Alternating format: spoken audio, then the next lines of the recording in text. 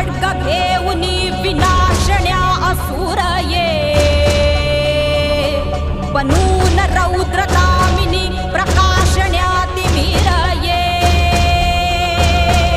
प्रतीक नारी शक्तीचे वैष्णवी महेश्वरी तुझाच अंश राहू दे सदैव माझ्या अंतरी आई अंबे